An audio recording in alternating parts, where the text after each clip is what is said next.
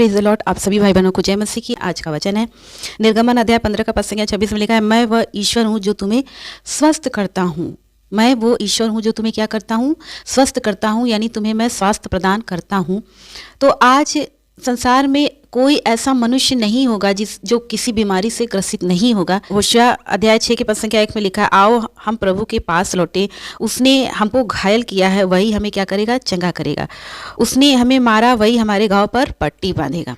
बहुत से लोग अपने ही पापों के कारण आज रोगों में पड़े हुए हैं, क्योंकि हम एक मनुष्य हैं और हमें रोग बीमारी समस्याएं लगी रहती हैं।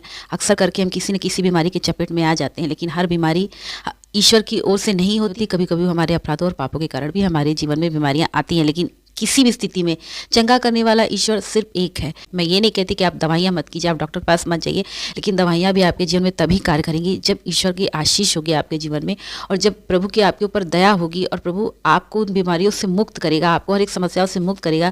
लेकिन जैसे हम हर बातों के लिए प्रार्थना करते हैं प्रभु से, तो हम बीमारी के लिए भी प्रार्थना करें। क्यों?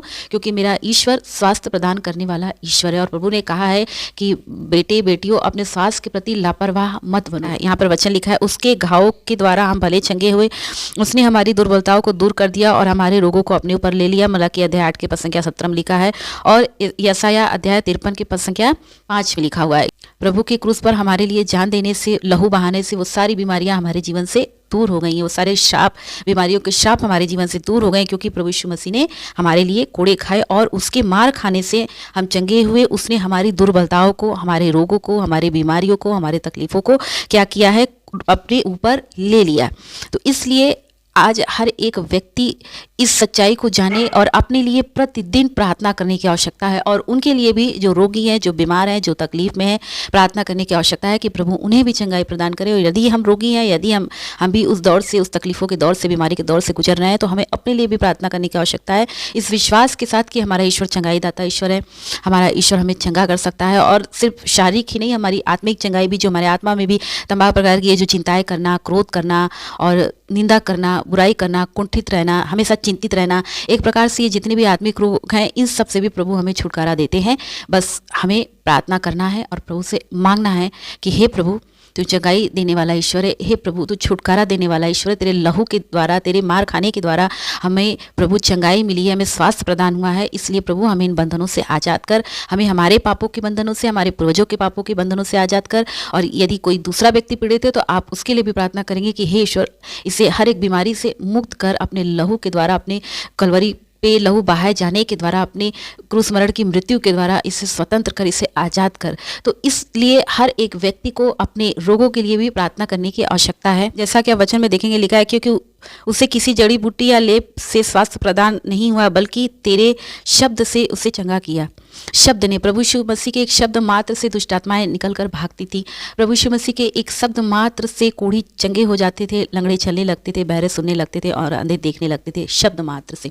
तो प्रभु यीशु मसीह के शब्द में इतनी ताकत है, प्रभु के लहू में इतनी ताकत है, प्रभु के वचन में इतनी ताकत है कि वो आपको स्वास्थ्य प्रदान करने में सामर्थी है, और प्रभु आपको स्वास्थ्य प्रदान करेगा। बहुत से चर्चों में आप देख रहे होंगे बड़ी बड़ी चंगाइयाँ हो रही हैं। बहुत से लोग इन चंगाइयों के विरोध भी करते हैं, लेकिन हमारा ईश्वर जीवित है, सामर्थी है। प्रभु हमारे लिए सब कुछ कर सकते हैं, हमें चंगाई भी प्रदान कर सकते हैं, हमारी आत्मा को उद्धार और अनंत जीवन भी दे सकते हैं, जो कि एक अविश्वासी के लिए या अन्य जाति के लिए ये सुनने में थोड़ा सा उन्हें अजीब लगेगा, लेकिन प्रभु यीशु मसीह के लिए कुछ भी असंभव नहीं है। वो सब कुछ कर सकते हैं। जब वो एक मृतक को जीवित कर सकते हैं, और जब वो पवित्र आत्मा के द्वारा एक कुंवारी मरियम के गर्भ से जन्म ले सकते हैं, और वो अपने मृत्यु के तीसरे दिन बाद जीवित हो सकते हैं, तो ऐसा ईश्वर क्या नहीं कर सकता है।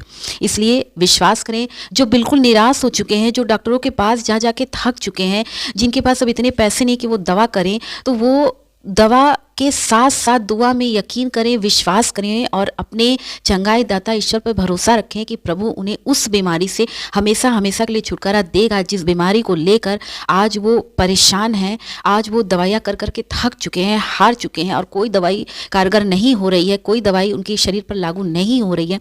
तो ऐसी अवस्था में प्रभु आपको अवश्य चंगाई प्रदान करेंगे, बशर्ते हमें विश्वास करना है कि हमारा ईश्वर हमें चंगाई प्रदान करेगा और चाहे कितनी भी बड़ी से बड़ी बीमारी क्यों करना हो, हमें उस बीमारी से प्रभु छुटकारा दिलाएगा। तो आप सभी भाई बहनों को जो भी बीमार हैं बहुत दिनों से, या जो भी रोगों से ग्रसित हैं बहुत दिनों से, या जिनके घरों में ऐसे लोग हैं जो बहुत दिनों से बीमार हैं और रोगों से ग्रसित हैं, आप निरंतर प्रतिदिन उनके लिए प्रार्थना करें। उनकी बीमारियां जाती रहेगी और प्रभु उन्हें चंगाई अवश्य प्रदान करेंगे। बच्चों के द्वारा प्रभु आप सभी भाई बहनों को आशीष दे। सभी को जय मसीह।